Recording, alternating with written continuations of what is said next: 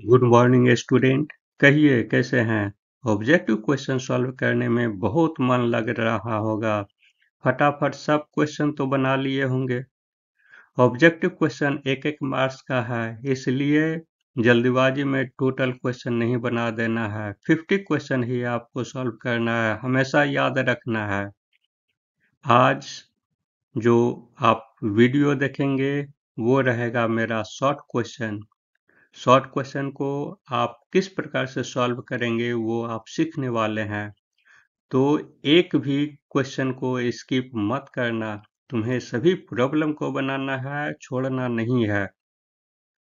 यह sample paper है। इसके बाद मैं लॉन्ग टाइप क्वेश्चन का सॉल्यूशन भी लेकर आऊँगा और उसको भी बताऊँगा। चैनल को सब्सक्राइब करके स्पेशल ऑफर का भी लाभ उठाना है। यह ऑफर सीमित समय के लिए है। तो चलते हैं अब प्रॉब्लम की ओर। सिद्ध करें कि √3 एक परिमेय संख्या है। जहां भी अपरिमेय संख्या रहेगा, सीधे उसको परिमेय संख्या मान लेना है। तो वही काम किया गया है।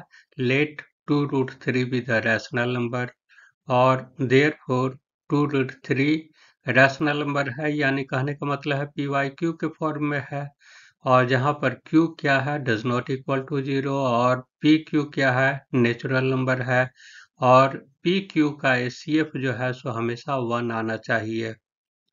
तो इस तरीके से अगर 2 को इधर ला देते हैं तो हमारा हो जाएगा √3 इक्वल टू P/2Q हो जाएगा, which is a rational number. But √3 is not rational number. √3 जो है सो रैशनल नंबर है ही नहीं। तो यहाँ पर क्या हो रहा है, कंट्राडिक्शन हो रहा है। ये रैशनल नंबर आ रहा है और ये इरेशनल नंबर आ रहा है। दोनों तो इक्वल नहीं हो सकता है। thus √3 does not equal to P/2Q. So our assumption is wrong. इस प्रकार से हमारा जो मान्य है रैशनल नंबर वह गलत है। इस प्रकार से यह प्रूफ होता है कि 2√3 is a rational number. Proved. ये प्रूफ हो गया। क्वेश्चन नंबर 2 है, संख्या 12, 144, 240 का लघुत्तम समापवर्तक अभाज्य गुणनखंड विधि से ज्ञात करें। तो इसमें क्या करना है, एलसीएम निकालना है फैक्टराइजेशन प्रोसेस से। तो ये जो है सो 12 है, 124 144 है और 240 है। हर एक का जो है सो फैक्टराइजेशन कीजिए और उसका जो है सो इस तरीके से कर दीजिए। 12 इक्वल टू हम क्या लिख सकते हैं, 2 टाइम्स है, फिर 3 है, इसलिए 2² हो गया इंटू 3 हो गया। 144 को इस तरीके से लिख सकते हैं, ये 4 टाइम्स 2 है तो 2 टू द पावर 4 हो गया। 2 टाइम्स 3 है तो 3² हो गया। उसी प्रकार से यहाँ पर 2 टाइम्स ये 4 टाइम्स 2 है तो 2 टू द पावर 4 हो गया। फिर 3 है, फिर 5 है, 3 और 5 हो गया। तो एलसीएम निकालने में हम क्या लेते हैं, एलसीएम निकालने में हाईएस्ट पावर को लेते हैं। जैसे 2 है, 2 का देखते हैं हाईएस्ट पावर क्या है तो 4 है। और 3 में देखते हैं हाईएस्ट पावर क्या है तो वो 2 है, तो 2 ले लिए। फिर क्या नंबर बचा, 5 है, 5 पर कुछ नहीं है तो 5 ले लिए। तो इस तरीके से सबको ब्रेकअप कर देंगे तो 16 इंटू 9 इंटू 5 दैट इज 720 आ जाएगा। यही एलसीएम है। इसी जगह पर जो है सो एचसीएफ अगर रहेगा तो मिनिमम पावर को लिया जाएगा, याद रखना है यही। अब है यूक्लिड के विभाजन एल्गोरिदम का उपयोग कर 135 और 225 का महत्तम समापवर्तक निकालें। तो अब यहाँ पर है विभाजन एल्गोरिदम, डिवीजन एल्गोरिदम से जो है सो ये निकालना है। ये जो है सो हम क्या देखते हैं, हाईएस्ट नंबर आगे देखते हैं, दोनों में से कौन सा है, 225 है। 135 से ये ज़्यादा है तो इसलिए जो है सो 135 से डिवाइड करना है 225 में। डिवाइड करेंगे, ये आएगा हमारा 1। तो इस तरीके से हम लिखेंगे 225 equal to 135 into 1 plus 90 remainder आया। तो अब उसके बाद जो है सो 90 में जो है 90 से डिवाइड करेंगे 135 का, तो यहाँ पर 135 लिखेंगे, फिर 90 कितना टाइम्स हुआ, तो 1 टाइम्स हुआ, कितना ये रिमाइंडर बचा, 45 बचा। यानी ये जो है सो हमेशा रिमाइंडर कहलाएगा। तो अब जो है सो सब्ट्रैक्ट करने पर 45 बचा, तो 45 जो है सो यहाँ पर लिख दिया गया है। तो अब 90 में डिवाइड करेंगे, तो 2 टाइम्स से जो है हमेशा चला जाएगा, कैंसिल हो जाएगा, यानी रिमाइंडर 0 हो गया। यानी तब तक उसको डिवाइड करते जाना है जब तक आपका 0 शेष नहीं रह जाए। यानी अब जो है सो इस प्रकार से लास्ट में जो है सो हमारा जो बचेगा यहाँ पर, वही आपका HCF कहलाएगा। तो यही 45 HCF होगा, इसका यही आंसर हुआ।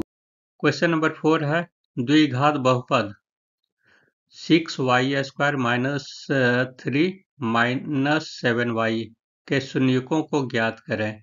यानी 0 आपको फाइंड आउट करना है, यानी y का वैल्यू आपको निकालना है।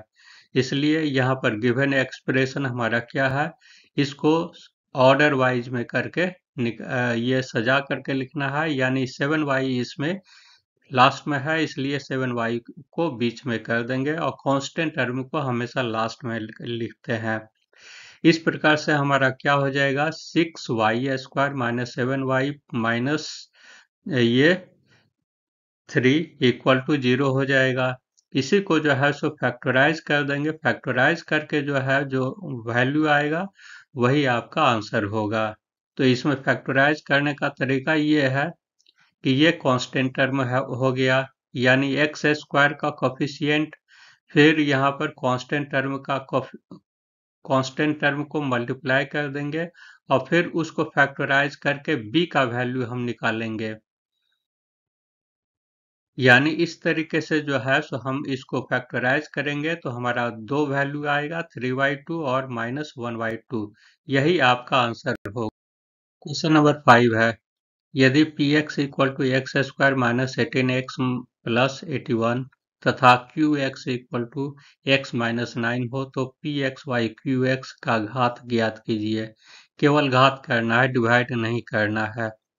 तो इसमें क्या है, इसमें आपको जो है सो देखना है कि इसका घात क्या है, ये 2 है और इसका घात 1 है, तो सीधे इसमें क्या क्या किया जाता है, माइनस कर दिया जाता है, यानी 2 माइनस 1 यानी 1। यानी ये क्वेश्चन जो है सो ऑब्जेक्टिव टाइप का है, लेकिन वो आपको जो है सो शॉर्ट टाइप में दे दिया गया है, बिल्कुल इजी है। नेक्स्ट क्वेश्चन है यदि बहुपद f(x) equal to 5x² minus 7x plus 1 के शून्यक अल्फा बीटा है तो alpha square plus beta square का वैल्यू निकालिए। तो इसमें जो है सो ये इक्वेशन दिया गया है और आपको जो है सो ये इतना का वैल्यू आपको निकालना है। यानी इतना है, इसलिए इसके जगह पर a के जगह पर हमारा 5 हो गया, b के जगह पर हमारा -7 हो गया और c के जगह पर 1 है, कांस्टेंट टर्म 1 है। तो इसलिए हम फार्मूला जानते हैं कि alpha square plus beta square equal to alpha plus beta square minus 2ab होता है। तो और ये जो है सो हम क्या निकाल देंगे, ये अल्फा प्लस बीटा का स्क्वायर, अल्फा प्लस बीटा हमको निकालना है तो अल्फा प्लस बीटा यानी sum of the root equal to BY होता है, इसलिए माइनस इंटू माइनस -7/5 हो गया, यानी 7/5 हो गया। प्रोडक्ट ऑफ द रूट निकालना है तो product of the root CY होता है, इसलिए 1/5 हो गया। ये दोनों का वैल्यू इसमें ये पुटअप कीजिए और इसको कैलकुलेट करके निकाल दीजिए, आपका आंसर इतना आएगा। अब नेक्स्ट क्वेश्चन नंबर 7 है solve the pair of the equation this and this. 2 equation दिया गया है, उसको सॉल्व करना है। सॉल्व करना है यानी x y का वैल्यू आपको निकालना है। तो ये इसको एक इक्वेशन ये है x minus two Y equal to 0, equation 1 मानिए, और फिर दूसरा इक्वेशन को 2 मानिए। अब पहला इक्वेशन से हम क्या देख रहे हैं, ये जो है सो x equal to two Y है, तो इधर टू वाई को जो है सो इधर कीजिएगा तो x equal to two Y हो गया। यानी ये जो है सो इसका वैल्यू जो है अब इसमें सेकेंड में पुटअप कीजिए। यानी ये जो है कौन सा प्रोसेस से बन रहा, सब्स्टिट्यूशन प्रोसेस से बनेगा। यानी 3 into two Y plus 4y equal to 20 हो गया। 3 टू जा 6 हो गया, ये प्लस 4y इक्वल टू इतना, 10y इक्वल टू इतना, y इक्वल टू 2। अब जो है सो y का वैल्यू पुटअप कीजिए पहला में, तो हमको मिलेगा x इक्वल टू 4। इस प्रकार से हमारा x का वैल्यू 4 आया और y का वैल्यू 2 आया। यही आपका आंसर होगा। नेक्स्ट क्वेश्चन है, find the discriminant of the quadratic equation this and hence find the nature of the root. इसमें दो चीज ये फाइंड आउट करना है आपको, डिस्क्रिमिनेंट फाइंड आउट करना है और नेचर ऑफ द रूट भी फाइंड आउट करना है। आपका इक्वेशन ये दिया हुआ है, यानी इसमें एक ए के जगह पर 3 है, बी के जगह पर -2√6 है और सी के जगह पर 2 है। तो इसलिए डिस्क्रिमिनेंट क्या होता है, d equal to b square minus 4ac हो गया। इसलिए बी सभी का वैल्यू ए बी सी का वैल्यू सब्स्टिट्यूट कीजिए और उसको कैलकुलेट कीजिए, आपका 0 आएगा। तो इस प्रकार से 0 आ गया। इस जब 0 आ गया d इक्वल टू 0, तो नेचर ऑफ द रूट आपका क्या होगा, रियल और इक्वल हो जाएगा। नेक्स्ट क्वेश्चन है, using the quadratic formula find the root of the equation. अब इस इक्वेशन को सॉल्व करना है। ये इक्वेशन दिया गया है क्वाड्रेटिक इक्वेशन, इसी को जो है x का वैल्यू आपको निकालना पड़ेगा।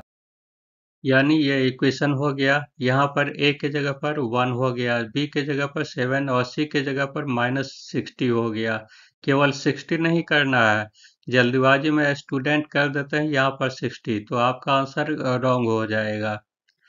तो ये जो है सो क्वाड्रेटिक इक्वेशन है, क्वाड्रेटिक इक्वेशन का फॉर्मूला यहाँ पर अप्लाई कीजिए और इसके जगह पर सभी का वैल्यू पुटअप करके इसका निकाल दीजिए, 5 और -12 आएगा। नेक्स्ट क्वेश्चन है, check whether 301 is the term of the list of the number this. यानी ये सीक्वेंस दिया गया है, उसमें ये देखना है कि ये जो है 301 इसमें है कि नहीं, आएगा कि नहीं आएगा इस सीरीज में। तो ये जहाँ ये क्या है, एपी में है, एपी ही आपको पढ़ना है, जीपी और ये नहीं पढ़ना है।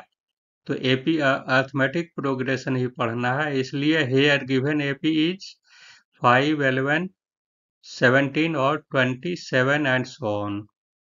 तो यहाँ पर फर्स्ट नंबर क्या देख रहे हैं, 5 है, और कॉमन डिफरेंस हमारा d इक्वल टू क्या हो जाएगा, ये 17 में 11 सब्ट्रैक्ट कीजिए, या 11 में 5 को सब्ट्रैक्ट कीजिए, या 23 में 17 को सब्ट्रैक्ट कीजिए, हर एक केस में आपका 6 ही आएगा।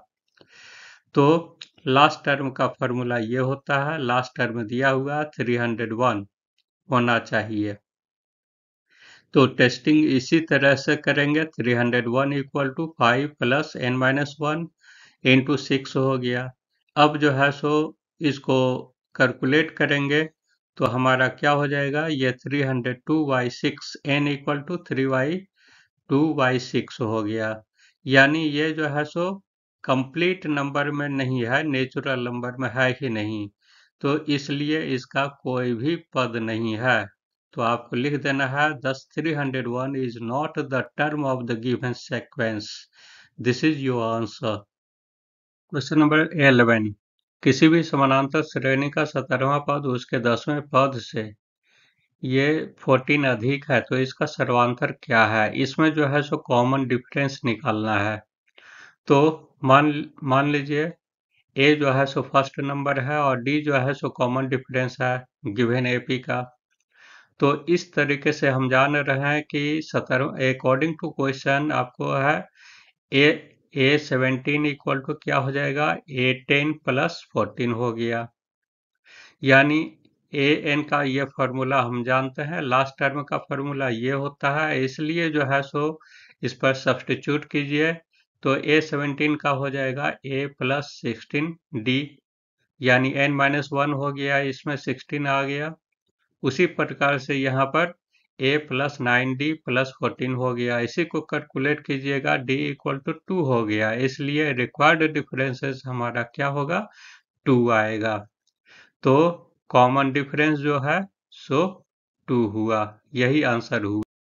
Question number 12, find the sum of this series. ये सीरीज दिया गया है, इसका सम जो है सो फाइंड आउट करना है। तो इसके लिए क्या करना है कि सबसे पहला नंबर 7 है, लास्ट टर्म हमारा 84 है।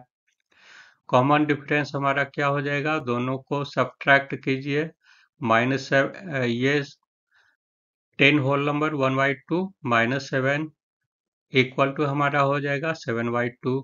इसलिए जो है सो लास्ट टर्म का फॉर्मूला अप्लाई कीजिए, उस पर सब्स्टिट्यूट कीजिए, n का वैल्यू आएगा 23, और उसके बाद जो है सम निकालना है, तो एस एन का फॉर्मूला अप्लाई कीजिए, n/2 a प्लस an होता है, इसलिए एस हमारा n इक्वल टू 23 आया था, इसलिए 23 हो गया, और फिर इसका वैल्यू सब ये पुटअप कीजिए और कैलकुलेट करके निकाल दीजिए, आपका आंसर इतना आ जाएगा। क्वेश्चन नंबर 13 है, 0 और 50 के बीच विषम संख्याओं का योग ज्ञात करें। तो इसमें जो है सो ये दोनों के बीच में जो है सो ऑड नंबर आपको निकालना है, और ऑड नंबर का सम निकालना है। यानी कहने का मतलब है कि according to question the sequence will be, क्या हो जाएगा सीक्वेंस, 1 होगा, 3, 5, 7 अप टू 49। ऑड नंबर कह रहा है, इसलिए 50 नहीं लेना है। Here we see that the first number is 1 and the common difference is 2 और last term is 49। तो एन वाला फॉर्मूला अप्लाई कीजिए और सबका वैल्यू पुटअप करके n का वैल्यू 25 आया। अब जो है सो सम निकालना है 25 का, तो 25 का वैल्यू पुटअप करके कैलकुलेट कीजिए, 625 आएगा। क्वेश्चन नंबर 14, यदि cot 5 cot a equal to 3, तो इतना का मान क्या होगा। तो यहाँ पर जो है दिया गया है 5 cot a इक्वल टू 3, इसलिए cot a इक्वल टू 3/5 हो गया। तो आपका एक्सप्रेशन दिया हुआ है 5 sin a minus 3 cos a, 4 sin a minus plus 3 cos a। तो बाई डिविडेंडो और के द्वारा जो है, यानी कहने का मतलब है ये जो है सो साइन से जो है हर एक टर्म में डिवाइड कर दीजिए, न्यूमरेटर में और डिनोमिनेटर में। तो क्या हो जाएगा, 5 sin a y sin a minus 3 cos a y sin a, 4 sin a y sin a, 3 cos a y sin a, यानी ये कैंसिल हो जाएगा, ये कैंसिल हो जाएगा, 5 बचेगा, 5 माइनस 3 cot a हो जाएगा, चूंकि cos a y sin a equal to cot होता है। तो यहाँ पर नोमिनेटर में क्या हो जाएगा, 4 plus 3 cot a equal to 5 into 3/5, 4 plus 3 into 3/5, यानी 25 माइनस 9/5 और 20 प्लस 9/5, यानी 5 कैंसिल हो जाएगा, यानी 16/29 आपका आंसर होगा। क्वेश्चन नंबर 15 में है sine 4 theta minus cos 4 theta plus 1 into cosec square theta equal to 2, ये प्रूफ करना है। तो बहुत इंपॉर्टेंट सवाल है, ये क्वेश्चन जो है सो बहुत बार आया है, इसलिए जो है इसको ठीक से देख जाओ, बहुत अच्छा रहेगा। तो LHS से लेकर के देखते हैं, LHS टर्म जो हमारा है कॉम्प्लिकेटेड है, तो इसमें जो है सो क्या किया है, LHS टर्म ये हो गया, तो इसको ब्रेकअप कर दिया है sine square to the whole square cos square to the whole square plus 1 cosec square theta हो गया। ऐसा इसलिए ब्रेकअप किया है क्योंकि A square minus B square equal to होता है A plus B into A minus B. उसी पर जो है सो ब्रेकअप कर दिया है sine square theta plus cos square theta into cos square theta minus sine square theta, और ये सब ज्यों का त्यों है। अब यहाँ पर देखते हैं sine square theta plus cos square theta equal to 1 होता है, इसलिए 1 के साथ मल्टीप्लाई करेंगे तो वही होगा, नो चेंज। तो वही काम किया गया है, साइन स्क्वायर थीटा हो गया minus cos square theta plus 1 into cosec square theta. ये 1 minus cos square theta equal to sine square theta होता है, चूंकि तब इसके जगह पर जो है सो साइन स्क्वायर पुटअप कीजिए, यहाँ पर साइन स्क्वायर हो गया तो sine square to sine square हो जाएगा। तो ये जो है ये cosec square theta equal to 1 by sine square theta हो गया, तो साइन स्क्वायर थीटा कैंसिल, बाकी बचा 2। तो यही तो हमको प्रूफ करना था, प्रूफ हो गया। मैं एक एक्सपर्ट टीचर हूँ और मैं कैरियर गाइडेंस एंड काउंसलिंग का भी काम करता हूँ। इस क्षेत्र में मेरा 5 वर्षों का अनुभव है। कम से कम समय में उचित मार्गदर्शन मिलने पर छात्रों का प्रदर्शन बहुत अच्छा रहा है। इसकी फीस मात्र 5,600 रुपया है और इतने कम पैसे में ही आपको लगातार 1 वर्ष तक शैक्षणिक मार्गदर्शन मिलता रहेगा। कार्य करने का तरीका कुछ अलग है। पहली मीटिंग में स्टूडेंट के साथ मीटिंग होगा, दूसरी मीटिंग पेरेंट्स के साथ होगा, तीसरी मीटिंग स्टूडेंट और पेरेंट्स दोनों के साथ होगा।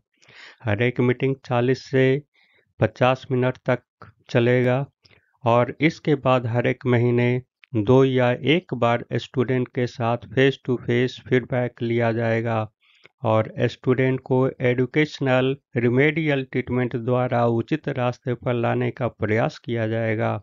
इसमें कम से कम 15-20 मिनट का समय फेस टू फेस मीटिंग में होता है। अभी मैं एक स्पेशल ऑफर के साथ आया हूँ। यह ऑफर सीमित समय के लिए है।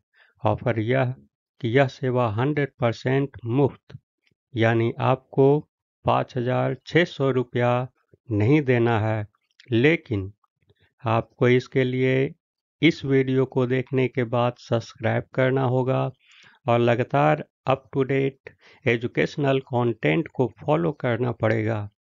तो देर किस बात की, कैरियर में उछाल लाना है तो चैनल को सब्सक्राइब कीजिए और askEduVillage@gmail.com पर ईमेल भेजिए या 8084407844 पर अपना बायोडाटा डिटेल में सेंड करें। Be happy and progressive. Question number 16 है, ये एक्सप्रेशन दिया हुआ है, इसका वैल्यू आपको निकालना है। तो इसमें जो है सो ये 60 डिग्री है, 30 डिग्री है, 45 डिग्री है, 60 और 60 डिग्री है, यानी सभी का वैल्यू हम इजीली हमको मालूम है, तो सभी का वैल्यू पुटअप कर देंगे। तो पुटअप करने के बाद हम क्या देखते हैं कि साइन यहाँ पर जो है सो ये नीचे जो है सो वो लिखा हुआ है sine square theta plus cos square theta equal to 1। तो इसको जो है सो अप्लाई कर देंगे, यानी इतना इक्वल टू आपका 1 हो जाएगा और यहाँ पर वैल्यू पुटअप कर दीजिए। 6 हो गया, कॉस स्क्वायर 60 डिग्री 1/2 हो गया, इसलिए 1/2 टू द होल स्क्वायर हो गया। और यहाँ पर जो है सो 4 साइन स्क्वायर 30 डिग्री है, तो साइन स्क्वायर का होता है 1/2 हो गया, माइनस कॉट स्क्वायर 45 डिग्री, यानी ये कॉट का होता है 1, तो इसका 1 का स्क्वायर हो गया।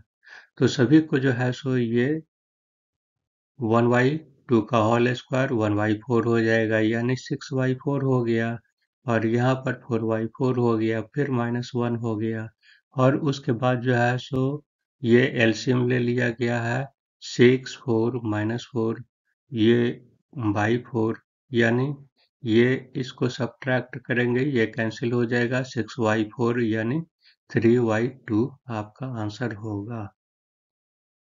नेक्स्ट क्वेश्चन नंबर 17 है। यहाँ जो है सो 35 डिग्री है, फिर 55 डिग्री है, 35, 55।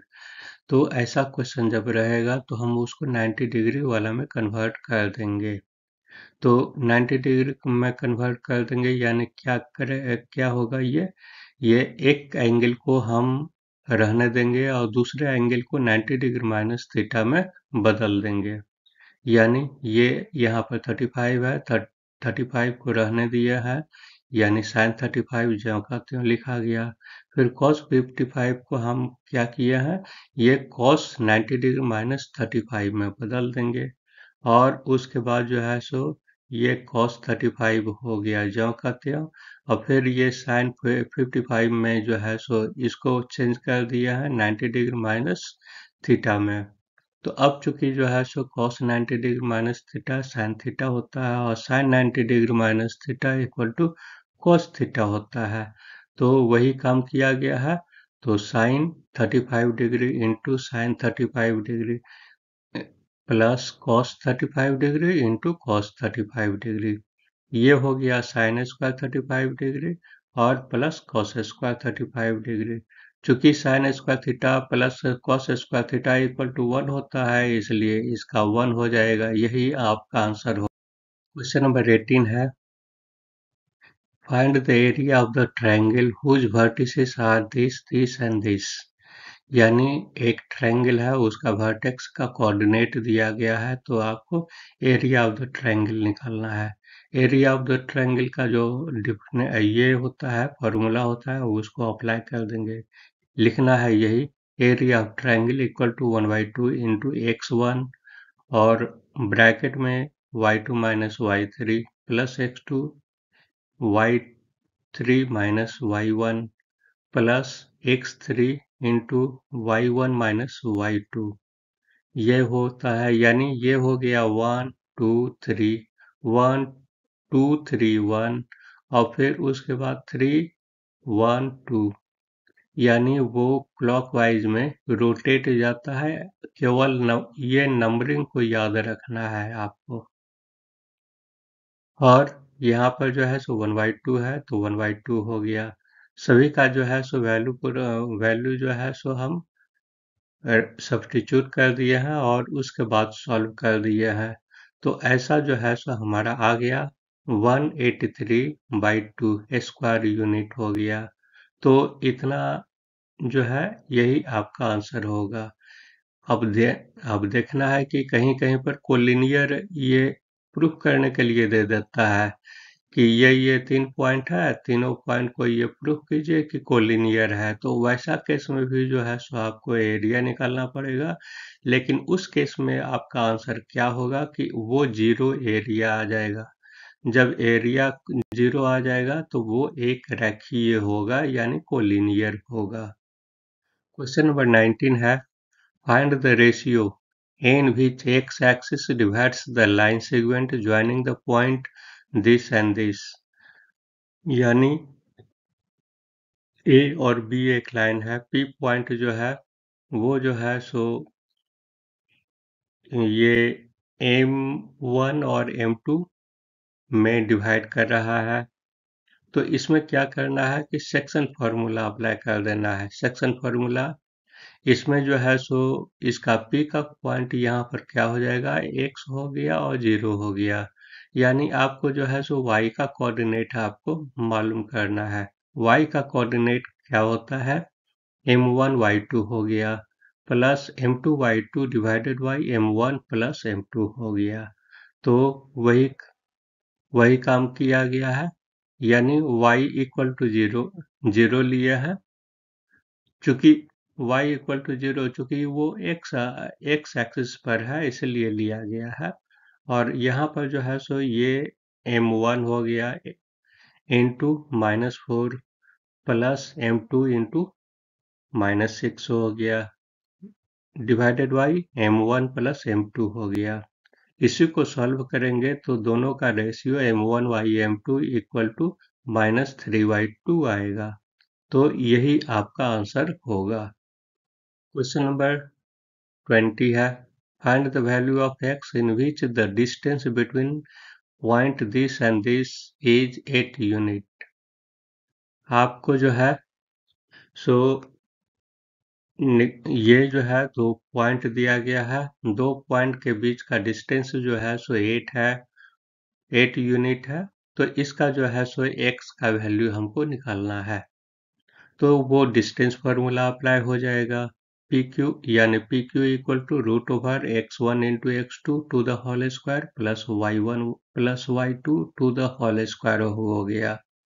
अब सभी को सब्सटीट्यूट कर दीजिए वैल्यू। यहाँ x minus 3 to the whole square plus ये 2 minus 4 to the whole square, ये हो गया। इसको सॉल्व करेंगे तो इतना जो है सो ये दिया हुआ है 8 यूनिट। तो अब जो है सो दोनों तरफ स्क्वायरिंग कर दीजिए। स्क्वायरिंग करने पर इतना इक्वल टू इतना आएगा, तो इसको एक तरफ ला दीजिए सभी को और फिर फैक्टराइज कर दीजिए। अगर फैक्टर नहीं होता है तो इसका जो है सो इस तरीके से जो जो फॉर्मूला है क्वाड्रेटिक इक्वेशन का, वो फॉर्मूला अप्लाई करके निकाल देना है। तो आपका आंसर हो जाएगा x का value x plus minus 2 root 15, यही आपका आंसर होगा। Find the distance of the midpoint of the line segment joining the point this and this from the point this। यानी ये जो डिस्टेंस जो है इसका मिड पॉइंट P है और ये दूसरा पॉइंट जो है सो Q है। तो आपको निकालना है P और Q का जो डिस्टेंस है वही आपको निकालना है। तो इसके लिए क्या करना है, मिड पॉइंट का कोऑर्डिनेट हमारा होता है x1 plus x2 divided by 2 और y1 plus y2 divided by 2। इसका जो है सो सॉल्व करेंगे, इसको x मानेंगे और इसको x हुआ, x2 हो गया, y1 और y2 हो गया। तो इसका जो है कोऑर्डिनेट हो जाएगा 6 और 8 हो जाएगा यहाँ पर। और इसका दिया हुआ है कोऑर्डिनेट। अब ये दोनों का डिस्टेंस निकालना है तो डिस्टेंस फार्मूला अप्लाई कर देना। तो डिस्टेंस फार्मूला अप्लाई करके हमारा 4√2 आएगा और यही तो हमको निकालना था, निकल गया। क्वेश्चन नंबर 22 है, if in triangle ABC angle B equal to angle C and the point D and E are on the side AB and AC respectively such that BD equal to CE, then prove that this parallel to this।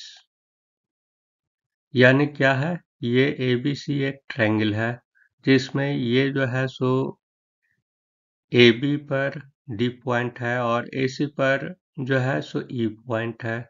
तो ये distance और ये distance equal है, दिया हुआ है। और ये जो है सो हमको यही प्रूफ करना है कि दोनों जो है वो पैरेलल होगा, यानी DE पैरेलल टू BC हमको प्रूफ करना है। तो लिखना है यही कि यहाँ पर दिया हुआ है कि angle B equal to angle C है। तो अपोजिट जब एंगल सेम है तो उसके अपोजिट साइड जो है सो इक्वल होगा, यानी AB इक्वल टू AC हो जाएगा। इक्वेशन 1 मानिए। अब दिया हुआ है BD इक्वल टू CE, तो यहाँ पर गिवन हो गया, तो इक्वेशन इसको 2 मानिए। अब जो है सो सेकेंड को फर्स्ट में सब्ट्रैक्ट कर देंगे तो हमारा क्या मिलेगा, AB minus BD equal to AC minus EC हो गया। और इसको सब्ट्रैक्ट करेंगे तो हमारा ये एंगल, ये साइड बचेगा इतना और इतना, ये दोनों भी बराबर हो जाएगा। इक्वेशन 3 मान लेना है इसको। अब जो है सो now dividing second in third, अब डिवाइड कर देना है तो ADY BD equal to AEY EC हो गया। अब जब इतना हो गया तो थेल्स थ्योरम का कन्वर्ज के अनुसार से हमारा क्या हो जाएगा, दोनों ये जो दिया हुआ लाइन है BC और DE जो है सो ये पैरेलल होगा, यही हमको प्रूफ करना था। ये क्वेश्चन नंबर 23 है, 23 में यह है कि दी गई आकृति में एस टी पैरेलल है क्यू आर का। यदि S T equal to 3 centimetre है और Q R equal to 6 centimetre है तथा क्षेत्रफल जो है यह ट्रायंगल पी एस टी यानी ये छोटा वाला ट्रायंगल का 15 सेंटीमीटर है तो बड़ा वाला का पी क्यू आर का क्षेत्रफल निकाल ले। यही तो है आपका दिया हुआ, तो बिल्कुल ये एकदम इजी है, इसको भी देख लेते हैं। क्योंकि एस टी पैरेलल है क्यू आर का, इसलिए क्या होगा, एंगल जो है सो हमारा ये कोरस्पॉन्डिंग एंगल यहाँ पर जो है सो इक्वल होगा, यानी S equal to angle Q, ये एंगल इक्वल टू ये हो जाएगा और फिर ये एंगल इक्वल टू ये एंगल हो जाएगा। और ये एंगल तो हम देख ही रहे हैं कि दोनों दोनों ट्रायंगल में जो है छोटा वाला में और बड़ा वाला में दोनों में कॉमन है, इसलिए दोनों ट्रायंगल जो है हमारा पी एस टी सिमिलर होगा ट्रायंगल पी क्यू आर का।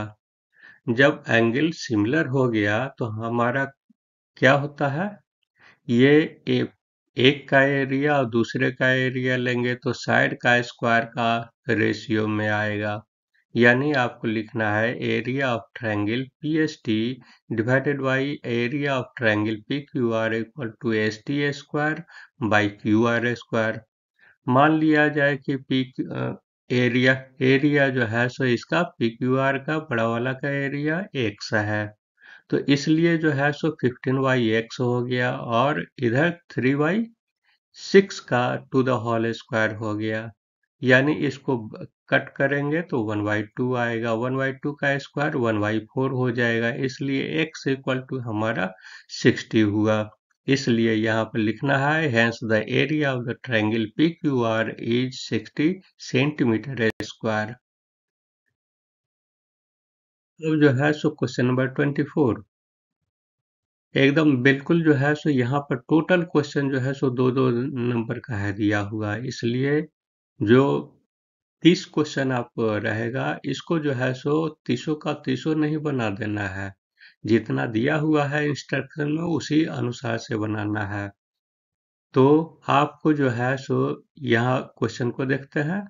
क्वेश्चन नंबर 24 है, 24 में है किसी वृत्त के केंद्र 13 सेंटीमीटर की दूरी पर किसी वृत्त के केंद्र से 13 सेंटीमीटर की दूरी पर किसी बिंदु P से खींची गई स्पर्श रेखा 12 सेंटीमीटर है, तो वृत्त की त्रिज्या ज्ञात करें। ये बिंदु है वो, यहाँ P से जो है सो एक टेंजेंट खींचा गया है, स्पर्श रेखा खींचा गया है, यानी ये डिस्टेंस हमारा 13 है, ये डिस्टेंस हमारा 12 है। तो आपको जो है सो ये डिस्टेंस निकालना है, तो हम जान रहे हैं कि ये एंगल जब टेंजेंट है तो वो 90 डिग्री होगा ही, यानी ये एंगल 90 डिग्री है, तो 90 डिग्री है तो सीधे पाइथागोरस थ्योरम अप्लाई करेंगे और इस साइड का जो है सो हम निकाल देंगे। यहाँ पर एकदम बिल्कुल इजी से निकल जाएगा, आपका आंसर आ जाएगा 5 सेंटीमीटर। क्वेश्चन नंबर 25 है, किसी भिन्न के अंश में और हर में 2 जोड़ने पर वह 5 के बराबर हो जाता है और यदि किसी अंश और हर में 1 घटा देंगे तो वह 7 के बराबर हो जाता है। तो इस कथनों को समीकरण में लिखें। तो इक्वेशन क्रिएट करना है, तो इसमें जो है सो दो इक्वेशन क्रिएट हो जाएगा, एक ये स्टेटमेंट के अनुसार होगा और एक दूसरा ये स्टेटमेंट के अनुसार होगा। तो दोनों को देख लेते हैं। मान लिया जाए कि फ्रैक्शन हमारा एक्स और वाई है, एक्स वाई में क्या करेंगे, सबसे पहले 2 को ऐड करना है, X plus two divided by Y plus two equal to हमारा क्या हो जाएगा 5 होगा, 5 को यहाँ पर 5/1 मान लेंगे, तो क्रॉस मल्टीप्लिकेशन कीजिए और उसके बाद सॉल्व कीजिएगा तो आपका ये इक्वेशन आ जाएगा, तो वही आपका एक आंसर हो गया यहाँ। और दूसरा आंसर हो जाएगा इस स्टेटमेंट के अनुसार, इसमें क्या है एक एक सब्ट्रैक्ट कर देना है डिनोमिनेटर में और नोमिनेटर में, तो नोमिनेटर में सब्ट्रैक्ट करेंगे x-1 हो जाएगा, डिनोमिनेटर में सब्ट्रैक्ट करेंगे y-1 हो जाएगा, इक्वल टू 7 हो गया। क्रॉस मल्टीप्लिकेशन कर दीजिए, हमारा x minus 1 equal to 7y minus 7 होगा। अब सभी को जो है सो एक तरफ ला दीजिए, तो इतना इक्वल टू 0 हो जाएगा। और यही तो आपको निकालना था, बस यही दोनों आंसर हो गया। तो हम मेरा जो है सो इस चैनल पर एमसीक्यू अलग से दिया गया है और हर एक चैप्टर का दिया गया है। इसलिए अगर आपके पास थोड़ा सा भी समय इस अलग से है, तो थोड़ा अलग समय दे करके उसको भी कर लेंगे, तो हमारा गारंटी है कि एक भी क्वेश्चन आप छोड़ करके एग्जाम में नहीं आएंगे। तो उसको बना लेना बहुत जरूरी है। मीन से रिलेटेड क्वेश्चन है, यहाँ है क्लास इंटरवल दिया गया है और फ्रीक्वेंसी दिया गया है, तो मीन आपको फाइंड आउट करना है। यहाँ पर ये नहीं कह रहा है कि इस प्रोसेस से आप कीजिए, तो कोई भी प्रोसेस हम जो आपको सिंपलेस्ट पड़ता है उसको आप ये कीजिए। तो यहाँ पर जो है सो हम क्या किए हैं, ये क्लास इंटरवल है और फ्रीक्वेंसी दिया हुआ है, तो हम 2 कॉलम और बढ़ा दिया है, यानी उसका मिड वैल्यू निकाल दिया है। मिड वैल्यू निकालने का सबसे अच्छा तरीका है इसके, ये लोअर लिमिट और अपर लिमिट को ये ऐड कर देंगे और 2 से डिवाइड कर देंगे, वही आपका मिड वैल्यू हो जाएगा। यानी ये 5 आया और दूसरा 10 10 10 ऐड होते चला जाएगा, और एफ निकाल दिए हैं फ्रीक्वेंसी को, और मिड वैल्यू को मल्टीप्लाई कर दिए हैं, 8 5 जा इतना हो गया, 15 15 225 हो गया। इसी तरीके से सबको मल्टीप्लाई कर दिया है और लास्ट में ऐड कर दिया है। ऐड करने पर हमारा 1530 आया। तो वही तो काम किया गया है यहाँ पर। मीन का फॉर्मूला लिखिए, क्या होता है, summation of F x divided by summation of F होता है। इसका समेशन हमारा 60 आया और इसका ये 1530 आया। दोनों को डिवाइड कीजिएगा, 25.5 आएगा। यही आपका मीन होगा। क्वेश्चन नंबर 27 है, if the arc of the circle of a radius 14 centimeters subtended to 120 degree at the center, then find the length of the arc। ये जो है सो आर्क किसको कहते हैं, ये जो है ए बी, ये एक कॉर्ड हो गया। आर्क कहेंगे, ये डिस्टेंस जो है सर्कल वाला जो डिस्टेंस है उसको आर्क कहा जाएगा। यानी ये डिस्टेंस जो है सो इस पर जो है ए और बी से जो है हमारा 120 डिग्री जनरेट हो रहा है, तो इसी का जो है सो लेंथ आपको निकालना है।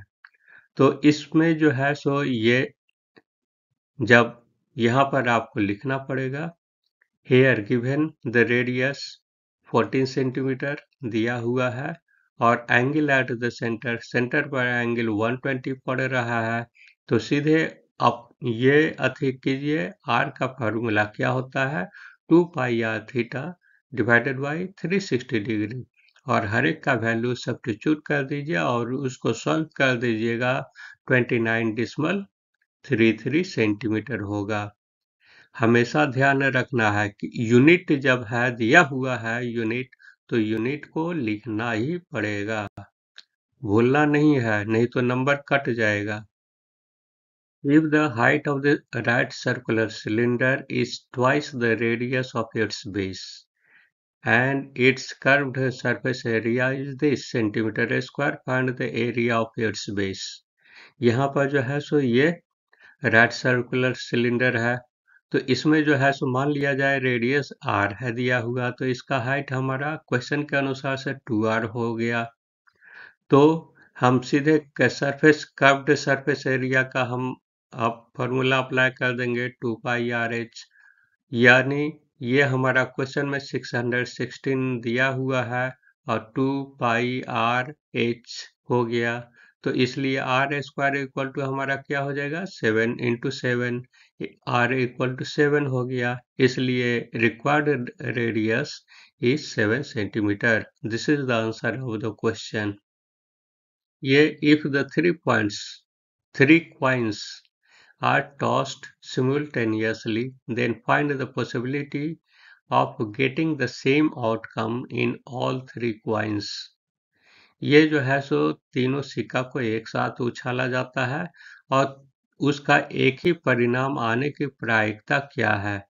तीनों को उछालेंगे तो एक आने का परिणाम, यानी अगर हेड आ रहा है तो तीनों का हेड होना चाहिए, अगर टेल आ रहा है तो तीनों का टेल आना चाहिए। उसका क्या है प्रोबेबिलिटी, वो आपको निकालना है। तो यहाँ पर टोटल आउटकम कितना हो जाएगा, मान लिया जाए एक सिक्का का तो हेड और टेल होता है, तो और दूसरा सिक्का का ये आ जाएगा, टॉसिंग करेंगे तो ये हेड हेड आएगा या हेड टेल आएगा या टेल हेड आएगा या टेल टेल आएगा।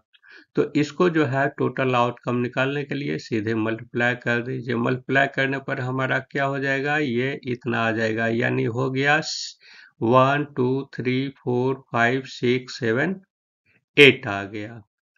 8 आउटकम आ रहा है, तो इसलिए प्रोबेबिलिटी क्या हो जाएगा यहाँ पर, possible outcome divided by total outcome हो गया। यानी दो ही आ सकता है इसमें, ये तीन आ सकता है सेम, ये एच एच आएगा तब, और या टेल टेल आएगा तब।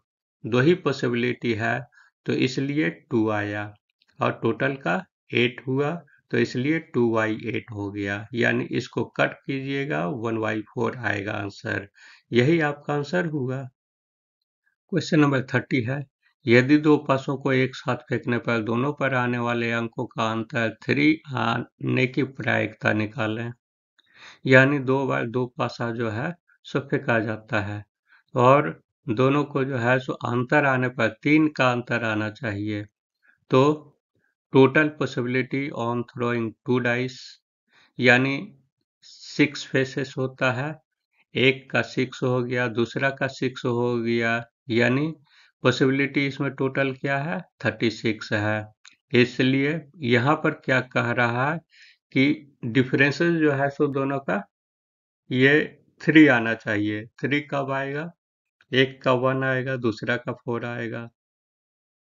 अगर पहला का 1 आया तो दूसरा का 5 आएगा। अगर पहला का 3 आया तो दूसरा का 6 होना चाहिए। फिर पहला का अगर 4 आया तो दूसरा का 1 आना चाहिए। फिर पहला का 5 आया तो दूसरा हमारा 2 आएगा। अगर 6 आया पहला का तो दूसरा का 3 आना चाहिए। इस प्रकार से हम टोटल काउंटिंग कर लेंगे, क्या आउटकम हो सकता है, 1 हो गया, 2 हो गया, 3 4 5 6 हो गया, यानी पॉसिबिलिटी आपका 6 ही होगा, ज़्यादा नहीं होगा। इसलिए प्रोबेबिलिटी इक्वल टू क्या हो जाएगा, possible outcome divided by total possibility हो जाएगा। तो हमारा क्या हो जाएगा, 6/36, और इसको कट करेंगे 1/6 होगा। यही तो आपका आंसर है। इस प्रकार से इसमें हम क्या देखे हैं कि नंबर 2 वाले क्वेश्चन जो है, यानी शॉर्ट टाइप वाला टोटल क्वेश्चन को अब हम सॉल्व कर दिए हैं।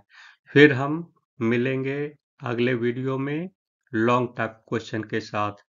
तो thanks for watching the video, like and subscribe the channel, and for getting notification you have to hit the bell icon, share it to your friends. Thanks.